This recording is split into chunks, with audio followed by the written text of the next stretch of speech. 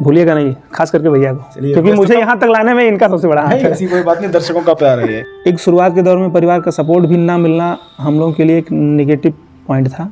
खोखी जानते हैं ना, खांसी को। अभी आप बंगाल में चले जाइए, कह दीजिए खोखी आ रही, डंडा लेके मारेंगे। अच्छा, जब किसी बंगाली से पूछ ले, खोखी वहाँ लड़की को कहते हैं। काशी का हर कोना कोना हर हर बम बम करता है, महादेव का भक्त कभी भी, महादेव का भक्त कभी भी दुश्मन से नहीं डरता है, महादेव का भक्त कभी भी दुश्मन से नहीं डरता है। किसी स्ट्रगल करते हुए कलाकार का कोई गाना आया, देख लीजिए यूट्यूब पे, उसका 1000-2000 व्यू है, कोई बहुत ज़्यादा उसका ट्रेंड में नहीं है, वो झोंक दिए उसको। बस उसको हटा करके जल्दी से, अच्छा भाई ये दबदबा इन लोगों का है, गाना उसका चैनल से स्ट्राइक मरवा के डिलीट, तुरंत गाना गा दिए, धड़ से वो 500 मिलियन व्यू, फलाने भैया का गाना आ गया। लेकिन भोजपुरी फिल्म जगत का ये दुर्भाग्य है कि 22 करोड़ के आसपास ऑडियंस होने के बाद भी हम पाई पाई के मोहताज हैं। और एक गाना आता है फलनवा के रहरी में तो हैरान कर दिए, पंडितान कर दिए, फलान कर दिए, धमाक कर दिए, 24 घंटे में 200 मिलियन, 250 मिलियन, 500 मिलियन, क्या मतलब है? अब लागताड़ू भौजी परेशान कि भैया घरवा नाही बाड़े का हो, नाही बाड़े का हो भैया, नाही बाड़े का हो, डगमग डोला ताईमान ए भौजी भैया नाही बाड़े का हो। अब देखिए, देवर भौजाई के रिश्ते को आज तमाशा बना दिया भोजपुरी वालों ने। आज का क्या श्रृंगार लिखते हैं कि मतलब आ जाइए घरवा के पिछवा ओझा जी के रहरिया में तो फलनवा दमकवा, पता नहीं क्या मतलब, श्रृंगार का नहीं, श्रृंगार को आज के लोगों ने श्रृंगार को हवस बना दिया। से हर जोड़ केहू नहीं के बेजोड़ बाड़ू हो। हाँ, यही करिएगा, जिंदगी भर करना ही पड़ेगा। मोहब्बत हुई कभी किसी से? वो तो सबको अपने दौर में होती है, मुझे भी हुई।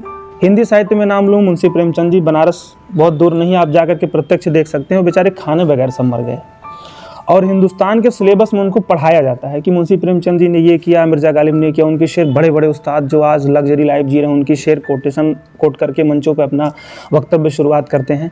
लेकिन ये व्यवस्था की दोष है, निश्चित रूप से कोई हिल्ला हवाली नहीं, स्पष्ट बात कहूँ, ये व्यवस्था की दोष है। कोई बेचारे खाने बगैर मर गए और उनको हम आज पाठ्यक्रम में पढ़ रहे हैं। मतलब कूटे नहीं गए कभी आप गाना वाना के चक्कर में? नमस्कार, मैं हूँ हिमांशु त्रिपाठी, आप देख रहे हैं वार्ता हिंदी। किसी भी एक व्यक्ति का, विशेष का एक अपना हस्ताक्षर होता है, एक सिग्नेचर होता है। तो जब जनपद अंबेडकर नगर को देखा जाता है, अगर जनपद अंबेडकर नगर को हम व्यक्ति समझें तो सिग्नेचर्स 2 इंटरव्यूज आ चुके हैं, तीसरे सौरभ शुक्ल गर्ग जी हैं हमारे साथ, आज इनसे वार्ता होगी। वार्ता हिंदी का यह सेगमेंट कैसा आपको लग रहा है? कमेंट सेक्शन इंतजार कर रहा है, आपकी राय आएगी, उस पर और सुधार करके अच्छे अच्छे कंटेंट हम आप तक पहुंचाने की कोशिश करेंगे।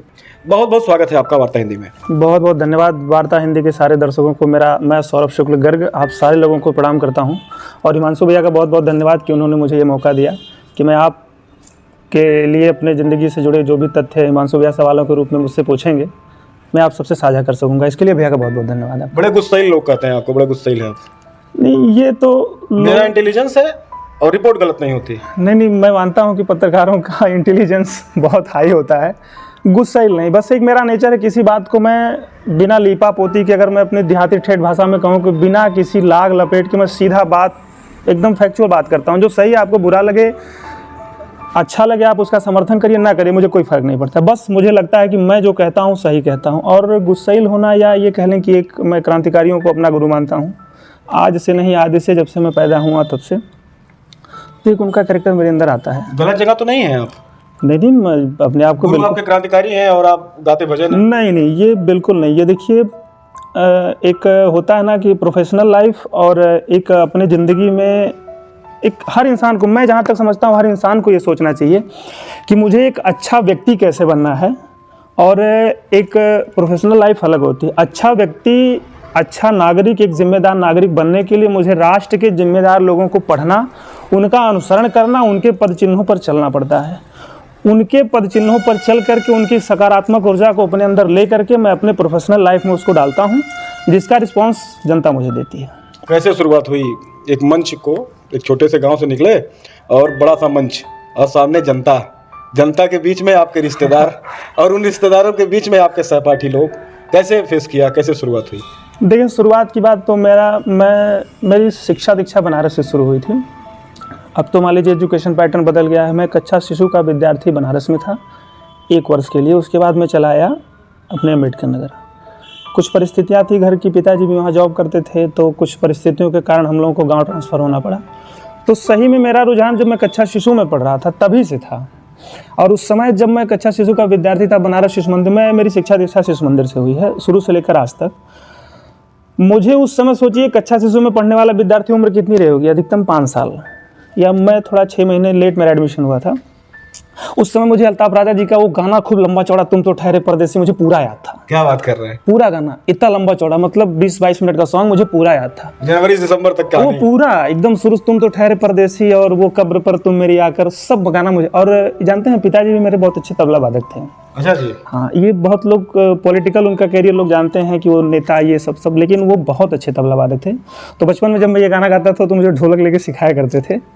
तो वहाँ से करते करते धीरे धीरे मैंने इसको अपनी प्रोफेशनल लाइफ मतलब टूटे नहीं गए कभी आप गाना वाना के चक्कर में? नहीं, देखिए, माँ बाप का बोलना एक हर कलाकार की ज़िंदगी में दौर आता है कि उसके अपने जो है, ये नहीं कह सकता हूँ कि वो किसी द्वेष के कारण या उनको भरोसा नहीं होता है।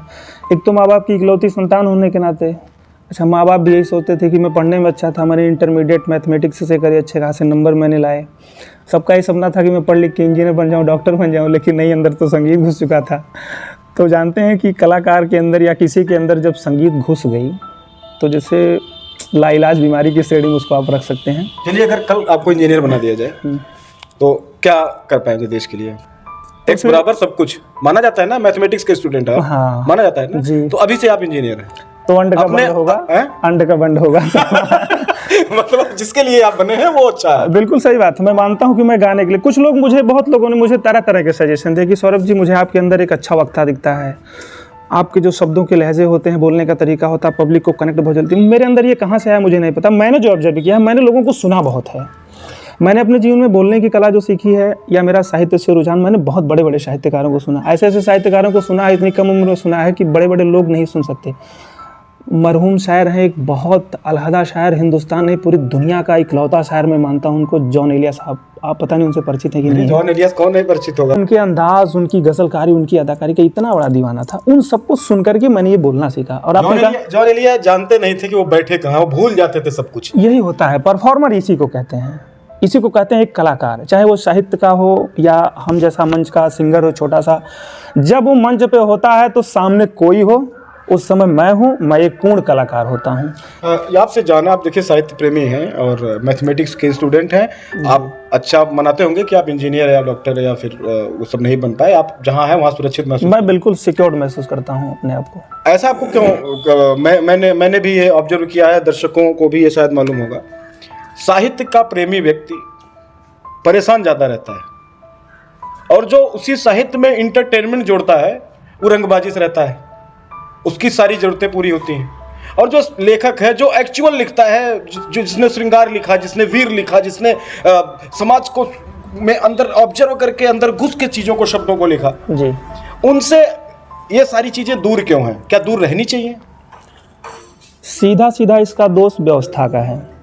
मैं एक नाम लेता हूँ, मिर्ज़ा गालिब साहब, गज़ल की दुनिया का बहुत बड़ा नाम, साहित्य की दुनिया का बहुत बड़ा नाम।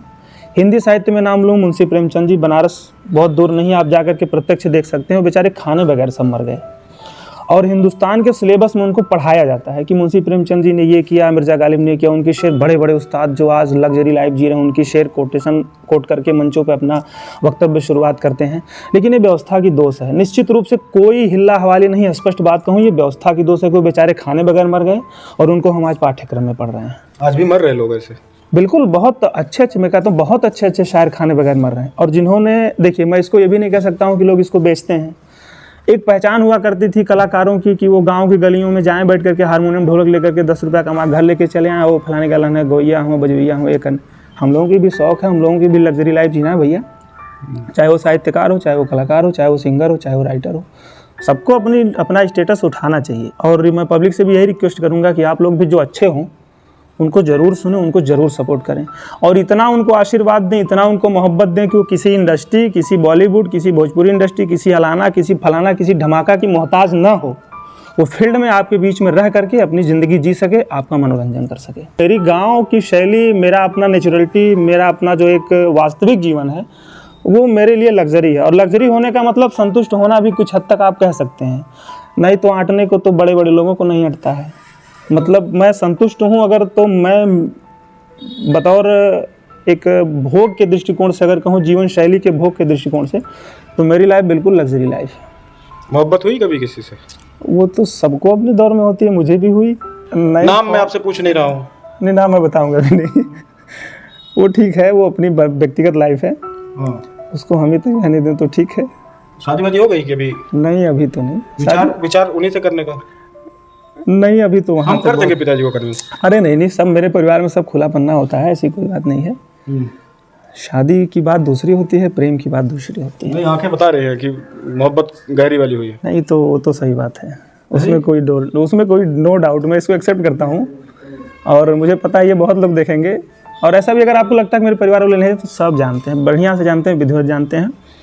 और पूरे ज़िंदगी में एक मोहब्बत, इकलौती मोहब्बत, इस फील्ड में होते हुए भी कितना सपोर्ट रहता है उनका आपके इस करियर को देख? बहुत ज़्यादा। क्योंकि ये तो समस्या है, मुझे सौरभ शुक्ला बनाने में उसका बहुत बड़ा योगदान है। इस एटमॉस्फेयर में ना लोगों को, खासकर पत्नियों को, प्रेमिकाओं को ये समस्या होती है कि फोटो खिंचवा लेला है, स्टेज पर रहनी है फलाने का, ये दिक्कत होता है ना। मैं उसके संदर्भ में बस इतना कहूँगा कि उतना समझदार व्यक्तित्व आज के समय में मिलना बहुत मुश्किल है। मुझे सौरभ शुक्ला बनाने में उसका बहुत बड़ा क्रेडिट ले गए आप? बिल्कुल है, जो है मैं देता हूँ सबको। तो वार्ता इतनी के माध्यम से संदेश कुछ रहेगा? नहीं, बस ठीक है। हाँ, यही करिएगा, जिंदगी भर करना ही पड़ेगा। तैयारी आपने की गजल? ठीक है। आपको गजल गाना है? ठीक। और वहाँ आपको मिल गए सब अल्हड़? ठीक है। कट्टा वट्टा लेके बैठे हैं, बिल्कुल पगड़ी उगड़ी बात है। ठीक। और आपने बिल्कुल सुरीला राग रियाज में लगाया कि कल हमारा परफॉर्मेंस है, वहाँ हम बुकिंग में जा रहे हैं, वहाँ पे कुछ लोग कलाकार आ रहे हैं, वो तबला वादक है, सब कुछ चकाचक है। और वहाँ पे आप देखा कि सब मामले बदला हुआ है, तो वहाँ कैसे अपने आप को डील करते हैं? देखिए, हम लोग दो तरीके के कंसर्ट करते हैं। एक तो कभी कभार होते हैं कि फिक्स ऑडियंस वहाँ होती है कि चलिए, जैसे वहाँ बहुत ज़्यादा नहीं, 250 हैं, प्रबुद्ध वर्ग के लोग बैठे हैं, IAS PCS DM SDM rank के, और ये सब मतलब जो भी हैं समाज के प्रबुद्ध लोग, बड़े व्यक्तित्व बैठे हैं। तो वहाँ तो कॉन्सेप्ट क्लियर होता है कि उनको क्या सुनाना है, क्या सुनना है, क्योंकि वहाँ एडवर्टाइजमेंट, टैगलाइन जो स्पॉन्सर्ड होते हैं, सब ये सब देख के, हाँ चलिए आज Saurabh Shukla and with team ghazal night, तो उसके लिए वहाँ टिकट भी लग रहे हैं, चलिए मान लीजिए ना भी लग रहे हो इन्विटेशन के माध्यम से, तो वहाँ लोग गज़ल ही सुनेंगे। और जब हम लोग ओपन कॉन्सर्ट में जाते हैं तो एक कलाकार के लिए, अगर मैं सोचूं कि मैं किसी ओपन कॉन्सर्ट में गया और मेरे सामने दर्शक बैठी है भोजपुरी की, समझे, प्योर एकदम खाटी पूर्वांचल की दर्शक बैठी है, और मैं वहाँ जा कर के शुरू कर दूँ, हम तेरे शहर में आए हैं मुसाफिर की तरह, तो क्या, तो फिर तो रिस्पांस जो उसको करना वही ना करेगी। एंड का जानते कैसे हो यार, ये इनको ये चीज़ चाहिए। मंच के स्टार्टिंग 5 मिनट में ऑडियंस का मूड पहचान लेता हूँ, बात बोल करके, 1-2 शेर बोल करके पहचान लेता हूँ कि ये किस टाइप की दर्शक है। अच्छा, मैं पिछले 10 साल से 12 साल से इस फील्ड में हूँ, तो लगभग मैंने एरिया को ऑब्जर्व कर लिया कि मैं वहाँ जा रहा हूँ तो इस टाइप की ऑडियंस है, मैं वहाँ जा रहा हूँ इस टाइप की ऑडियंस है, वहाँ जा रहा हूँ इस टाइप। जैसे मैं अभी जम्मू गया था, हम लोग अपनी टीम के साथ गए थे, तो जम्मू में हिंदी तो मान लीजिए भाई भारत की मातृभाषा है, तो लोग उसको समझते हैं, लेकिन वहाँ एक कल्चर है, जैसे हम लोग यहाँ भोजपुरी है और बिरहा है, ये सब संस्कृति अवधि है, तो वहाँ डोगरी चलती है, डोगरी जम्मू में। हालांकि वहाँ भी भक्ति कार्यक्रम ही था, भजन के कार्यक्रम लगे थे, लोग 7 दिन लगातार राजौरी में, लेकिन वहाँ कुछ भी हम भजन कितना बढ़िया सुना लें उनको, ठीक है, भजन की बात है भाई, लोग भाव विभोर तो होते हैं, ईश्वर से स्पिरिचुअल कनेक्टिविटी गॉड से होती है सबकी, लेकिन जैसे डोगरी गाना शुरू करते थे ना, तो मुझे तो नहीं समझ में आती थी मैं गा क्या रहा हूँ। लिरिक्स सुन करके मैं याद करके लिख करके गाता हूँ, लेकिन वो फिर खड़े होकर के वो एकदम मस्त नाचना झूमना बिंदास, हमको लगता था ये देखिए ये गजब बात है, मुझे नहीं समझ में आ रहा है, इनको आ रहा है। अच्छा, फिर हमको लगता था कि नहीं यार मैं, अच्छा जब मैं अपने अंदर झांकता था कि नहीं यार मैं इसको बढ़िया गा नहीं पा रहा हूँ, मैं फिर हिंदी भजन पे आता हूँ, अरे नहीं पंडित जी, नहीं महाराज जी, वो डोगरी सुनाइए। तो हमको लगता था यार जब इनको अच्छा लग रहा था उनको सुनाने में क्या जा रहा। अभी कौन सी भाषा में गाना गाते हो ज़्यादातर? मैं ज़्यादातर तो मेरी भाई मान लीजिए पूर्वांचल से जुड़ा व्यक्ति हूँ, तो भोजपुरी तो एकदम जवान में सेट है बढ़िया, लेकिन कलाकार वही ना, आपने कहा ऑडियंस हर तरीके की मिलती है, तो मंच पे जाने के बाद मुझे हिंदी भी गानी है, मुझे गजल भी गानी है। वार्ता हिंदी के चैनल पर कुछ हिंदी प्रस्तुत हो जाए, वही शुरुआत करता हूँ अल्ताफ राजा जी का गाना, जो मेरे बचपन का पहला, तुम तो ठहरे परदेसी साथ क्या निभाओगे, तुम तो ठहरे परदेसी, साथ क्या निभाओगे। तुम तो ठहरे परदेसी, साथ क्या निभाओगे। तुम तो ठहरे परदेसी, साथ क्या निभाओगे। सुबह पहली टाणा टाणा, सुबह पहली गाड़ी से घर को लौट जाओगे। तुम तो ठहरे परदेसी, साथ क्या निभाओगे। क्या बात है। तो परदेसी मुझे लगता है साथ निभाएगा आपका और दूर तक ले जाएगी सफर आपकी जिंदगी का। वो तो अगर ये आपका कहने का मतलब मेरे मतलब नहीं, वो आप जैसा समझ लव रहे लाइफ से हो तो साथ मतलब शरीर के साथ साथ निभाने को मैं बहुत तवज्जो नहीं देता हूँ, मैंने कभी नहीं दी। राधा और कृष्ण जी का उदाहरण दुनिया जानती है कि दोनों प्रेमी प्रेमिका का एक दर्जा उन लोगों को दिया गया है, और एक ऐसा प्रेम कि जिसको पूरी दुनिया पूजती है, जिसके चरण रज, उस प्रेम के चरण रज अपने माथे पे लगाती है। तो जानते हैं क्या वजह है? सिर्फ और सिर्फ एक वजह है, प्रेम की पवित्रता। बस आज का युवा पीढ़ी, आजकल की युवा पीढ़ी अट्रैक्शन को या छाड़ी का अट्रैक्शन जो किसी कारणवश उत्पन्न होती है उसको लोग प्रेम समझ लेते हैं, जिसकी वजह से हत्या होती है, मर्डर होती है, पुलिस केस होता है, समाज में मान सम्मान का अच्छी छालेदार होता है। तो इन सब चीज़ों से दूर निस्वार्थ प्रेम इतना है कि मेरे हृदय, दोनों के हृदय में, हम दोनों जानते हैं एक दूसरे से प्रेम करते हैं। अवधी भोजपुरी से जुड़ाव रहता होगा, प्रेजेंटेशन होती होगी, गाना गाते हैं। निश्चित रूप से भोजपुरी तो बहुत ज़्यादा। तो कुछ भोजपुरी हो जाए बिल्कुल चकाचक। बिल्कुल, भोजपुरी तो हमारी मातृभाषा है भाई, भोजपुरी का तो मैं खाता हूँ। चलें भोजपुरी सुनाता हूँ, सुनिएगा। एक भरत शर्मा जी का गाना है, अक्सर मैं मंचों पर गाता हूँ। क्या बात है, क्या मेरे बात है। मतलब स्वागत, उस्ताद, स्वागत। भोजपुरी का उस्ताद मैं उनको मानता हूँ। और मानना नहीं, मानना ही है बिल्कुल भाई। हैं, हम सबके लिए वो पूजनीय है। लोग आएंगे जाएंगे, और आज भी मंचों पर उन्हीं के गाने जीवंत हैं। कितनों भी कलाकार, अच्छा आ जाए, बुरा आ जाए, बड़ा आ जाए, छोटा आ जाए, जब तक भरत शर्मा जी, मदन राय जी और पद्मश्री शारदा सिन्हा जी, मालिनी मैम के, कल्पना दीदी के, इन सब के गाने नहीं गाएगा, वो मंच पे कलाकार हो ही नहीं सकता। समर्पित करता हूँ भरत शर्मा जी को, उन्हीं के चरणों में उन्हीं के गीत निवेदित करता हूँ। सुनिएगा। ही गोरिया चाँद के अजोरिया नियन गोर बाड़ू हो, तो हर जोड़ केहू नहीं खेबे जोड़ बाड़ू हो। प्रेम के लिए एक महबूब अपनी महबूबा के लिए कह रहा है कि गोरिया चाँद के अजोरिया नियन गोर बाड़ू हो, तो हर जोड़ केहू नहीं खेबे जोड़ बाड़ू हो, तो हर जोड़ केहू नहीं खेबे जोड़ बाड़ू हो। अरे तोहर होठ चटकार बा गुलाबी नियन गाल, उघल बने ना शराबी नियन गाल, उघल बने ना शराबी नियन। तू तरसवा भरल पोरे पोर बाड़ू हो, तो हर जोड़ केहू नहीं खे तू बेजोड़ बाड़ू हो। वाकई में भरत शर्मा व्यास जी का कोई जोड़ नहीं हुआ अभी तक। निश्चित रूप से उस समय के राइटर का भी कोई जोड़ नहीं था। भरत शर्मा जी जैसे सिंगर्स, वो जो गायक, मतलब वास्तव में कोई जोड़ नहीं यार। उन सब पूजनीय, हमेशा उन सब की पूजा होगी भोजपुरी फिल्म जगत में। आज की भोजपुरी उनकी भोजपुरी से कितना दूर आप जानते हैं? मैं सबसे ये प्रश्न पूछता हूँ। बिल्कुल, आज की भोजपुरी उनकी भोजपुरी को कभी छू नहीं सकती है।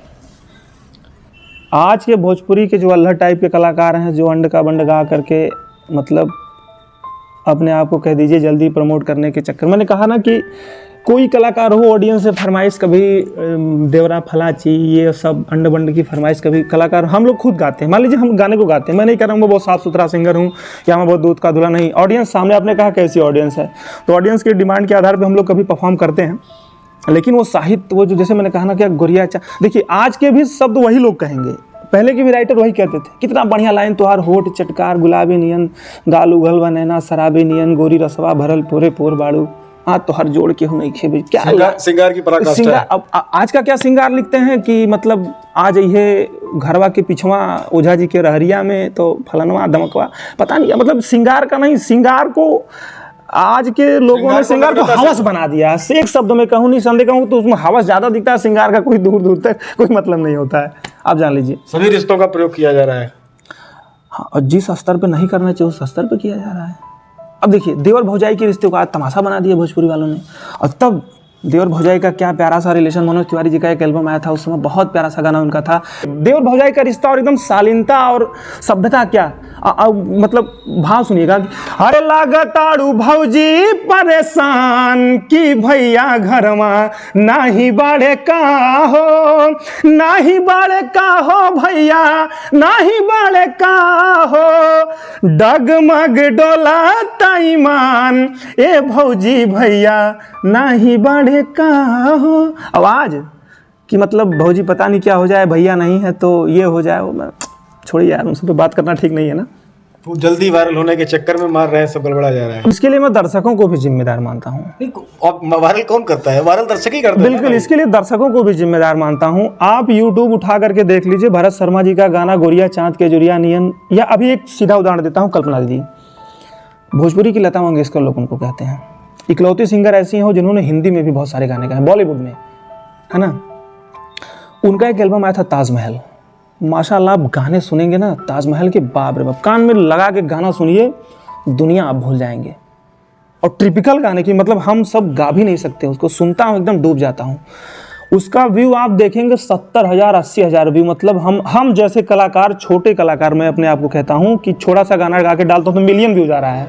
और कल्पना दीदी जैसी बड़ी स्टार का ताजमहल जैसा सिंगर, ताजमहल जैसा एल्बम, उसमें बेहतरीन से गाने, अब 1 लाख पहुंचा होगा कि नहीं पहुंचा होगा। अभी मैंने 1 महीने पहले चेक किया था, 75,000 के आसपास उसका ऑफिशियल व्यू था। और एक गाना आता है फलनवा के रहरी में तो हैरान कर दिए, पंडितान कर दिए, फलान कर दिए, धमाक कर दिए, 24 घंटे में 200 मिलियन, 250 मिलियन, 500 मिलियन। क्या मतलब है आप बताइए? क्यों कल्पना दीदी ताजमहल जैसा गाना गाएंगी? आप किसी की वीडियो देख लीजिए, खुले शब्दों में कहूँ, आपको भजन सुनना हो आप भजन सुनिए, आपको सनी लियोनी की वीडियो देखिए आप देखिए, आपका व्यक्तिगत जीवन है, माफ़ कीजिएगा कट बोलने की आदत है मेरी, लेकिन जब आप पब्लिक प्लेटफॉर्म पे जाएं तो आपको हमेशा चयन करना चाहिए कि समाज को सही दिशा कौन दे सकता है। तो समाज को खुड़िया के रहरी में, फलनवा के रहरी में कभी सही दिशा नहीं दे सकता है। जब भी देना होगा तो गोरिया चाँद के जुरिया नियन, जवन बात समरकों में, भरत शर्मा, मदन राय जी, भिखारी ठाकुर जैसे महापुरुष ही दे सकते हैं। भोजपुरी कहाँ देखते हैं आने वाले समयों में? देखिए, एक भोजपुरी का अनुयायी होने के नाते, भोजपुरी भाषा का कलाकार होने के नाते मैं भोजपुरी को बहुत ज़्यादा आगे तक देखना चाहता हूँ।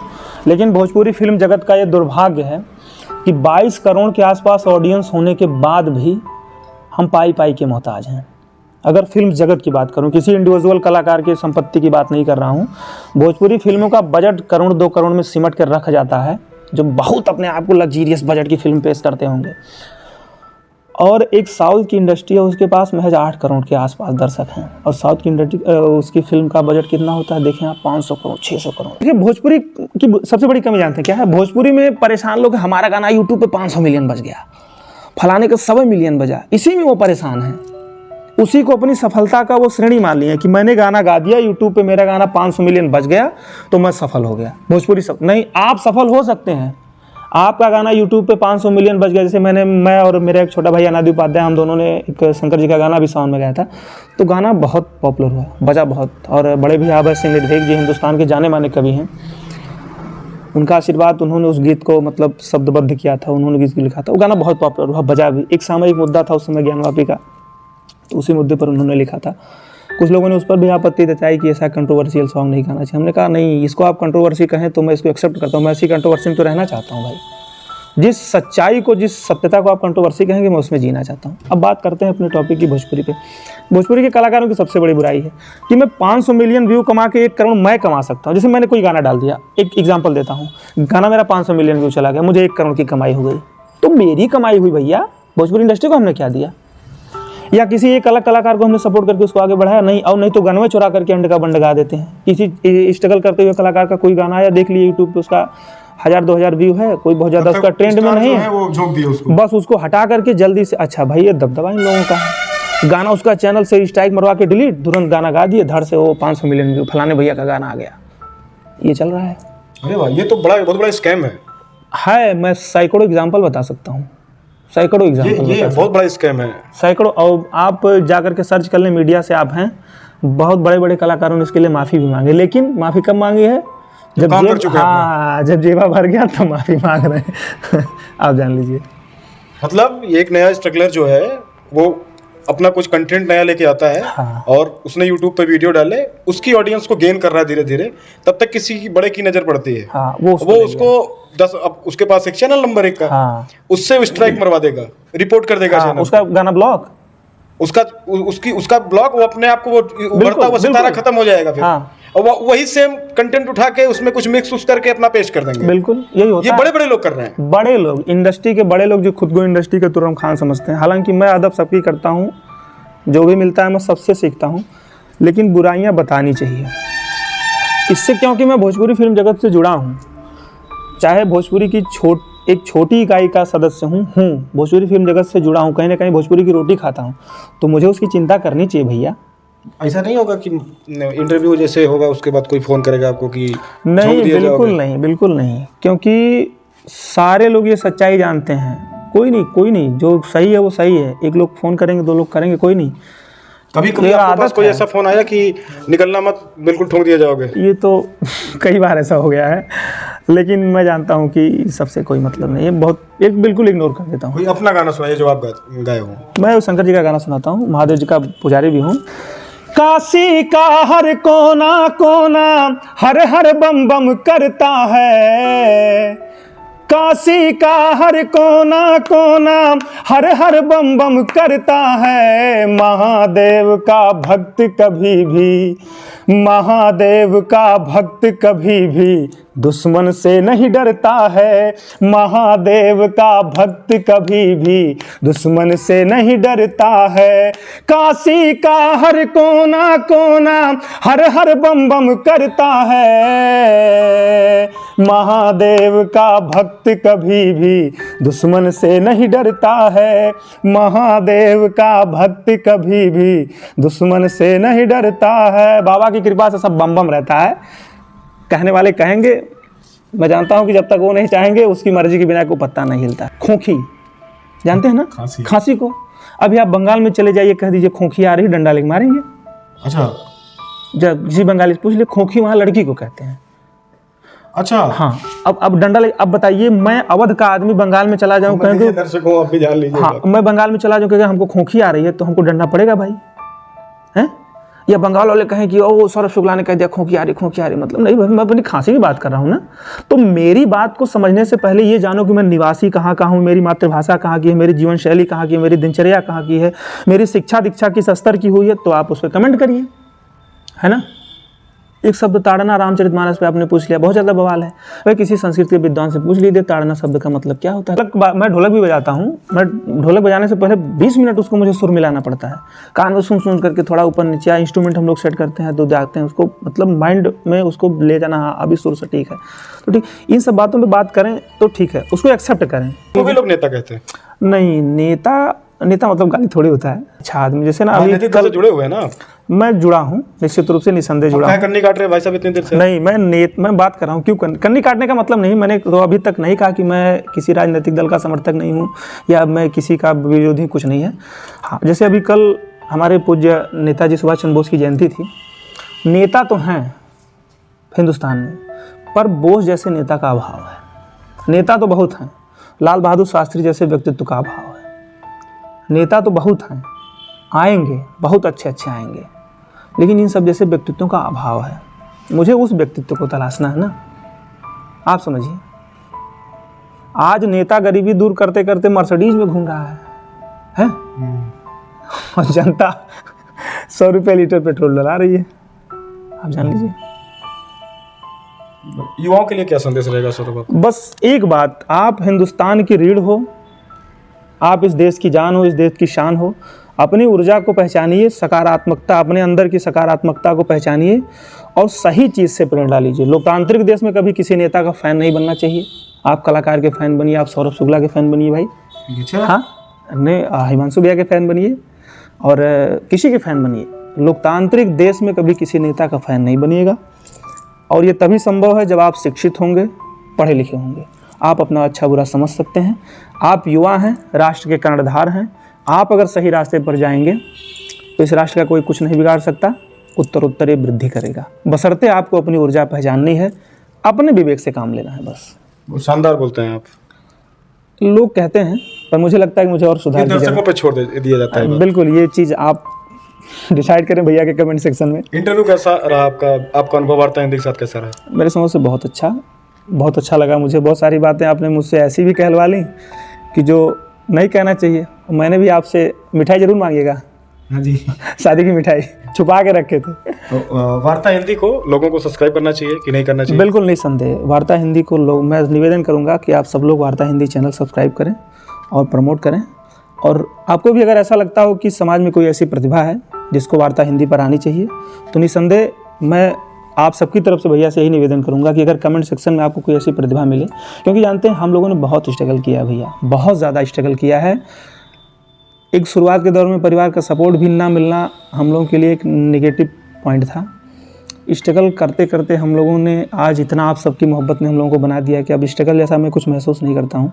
हालांकि अपने आप को कंफर्ट जोन में भी नहीं देखता हूँ, लेकिन फिर भी अगर आपको किसी भी फील्ड की कोई प्रतिभा दिखे तो आप बताइएगा, भैया उसको दुनिया के सामने जरूर लाएंगे। आपका बहुत बहुत धन्यवाद। आपका आने वाला भविष्य उज्जवल हो, आपके आने वाले गाने ब्लॉकबस्टर हो और मिलियनर हो जाएं आप जल्दी से जल्दी। वार्ता हिंदी यही कामना करती है। अब नेक्स्ट कुछ नया आपके तरफ से किया जाएगा तो वार्ता हिंदी का ये सीट दर्शक जरूर एक बार फिर से आपको देखेंगे। बिल्कुल, मेरा सौभाग्य होगा दोबारा आपके चैनल पर आना। और नेक्स्ट प्रोजेक्ट की मैं बात करना चाहूँगा, आप सबको मैं कान में डालना हूँ कि मैं फरवरी लास्ट या मार्च के पहले हफ्ते में एक बढ़िया धमाकेदार 2 प्रोजेक्ट गाने का लेकर के आ रहा हूँ, तो उसको आप लोग आशीर्वाद जरूर दीजिएगा। फिर उस गाने के साथ भैया से मिलता हूँ। तो सब्सक्राइब कर रहे हैं चैनल को? बिल्कुल, आपका चैनल तो जरूर करिएगा, पीछे पीछे मेरा भी करिएगा कि नहीं करिएगा? मैंने तो कर दिया है भैया, मैं तो देखिए आप वॉच करते होंगे, मैं कमेंट भी करता हूँ आपके चैनल पे। बिल्कुल, आपकी वीडियो, इस इंटरव्यू की वीडियो मैं अपने फेसबुक पेज से, अपनी आईडी से हर जगह करूँगा। और भूलिएगा नहीं, खास करके भैया को, क्योंकि मुझे यहाँ तक लाने में इनका सबसे बड़ा हाथ है। ऐसी कोई बात नहीं, दर्शकों का प्यार है ये।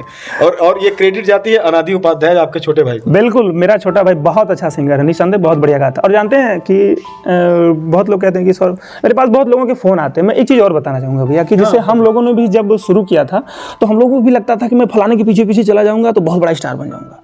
जैसे मुझे संगीत की शिक्षा प्रदीप भैया ने दिलाई, शायद आप उनसे परिचित हों। अच्छा, उन व्यक्ति का जीवन कैसा है, उन्होंने अपनी ज़िंदगी में कितनी आर्थिक उपलब्धि हासिल की नहीं की, इन सबसे दरकिनार संगीत के बहुत बड़े जानकार हैं। आज भी हम लोग उनकी चरण रज अपने माथे पे लगाते हैं। मैं उनको अपना प्राथमिक गुरु मानता हूँ। तो कभी किसी भी कलाकार हो, कोई किसी फील्ड का हो, आपके लिए जल्दबाजी नहीं होनी चाहिए। जब तक आप सीखेंगे तब तक आप मेरे पास फ़ोन करेंगे, सौरभ भैया मुझे मंच चाहिए, मुझे ये चाहिए, मैं आपको मंच पे खड़ा कर सकता हूँ। आप हो क्या, ये ऑडियंस को आपको दिखानी है। जिस दिन आपने अपने अंदर हुनर डेवलप कर लिया, सौरभ शुक्ला जैसे हज़ारों लोग आपके पास फ़ोन करेंगे कि भैया आ जाओ, मेरे साथ काम कर लो, मेरे मंच पे आ जाओ। निसंदेह किसी के पीछे घूमने से ज़्यादा बेटर है कि आप अपने रियाज, अपनी प्रैक्टिस, अपना माइंड कंसंट्रेट करें अपने लक्ष्य पर। लोग आपके पीछे घूमेंगे, आपको लोग तलाशेंगे। आपके व्यस्ततम समय में वार्ता हिंदी के लिए अपना ये समय खाली करने के लिए बहुत बहुत धन्यवाद। बहुत बहुत धन्यवाद। एक बार पुनः वार्ता हिंदी के सारे दर्शकों का बहुत बहुत आभार। जय हिंद, जय भारत। अगले सेक्शन में, अगले इंटरव्यू में एक नए कलाकार के साथ जल्दी हाजिर होते हैं। आप वार्ता हिंदी देखते रहिए और ये आशा करते हैं कि ये सेगमेंट आपको पसंद आ रहा होगा। जो जितने भी दर्शक हम कलाकारों से आपको रूबरू करवा रहे हैं, आप कुछ ना कुछ खामियां, कुछ ना कुछ उनकी उपलब्धता जरूर देखते होंगे। जो भी गलत सही आपको लगता हो वो कमेंट करिए, हम आपके सभी अमूल्य कमेंट्स को लोगों तक पहुंचाएंगे। अगर किसी भी कलाकार का वचन, किसी भी कलाकार का बोल, किसी भी कलाकार की गाने की शैली आपको पसंद आती है, ना पसंद आती है, वो भी आप लिखिए। आपके सारे संदेश लोगों तक लगातार भेजे जाते हैं। वार्ता हिंदी के नए एपिसोड में जल्दी हाजिर होते हैं। तब तक देखते रहिए वार्ता हिंदी। मैं हूँ हिमांशु त्रिपाठी।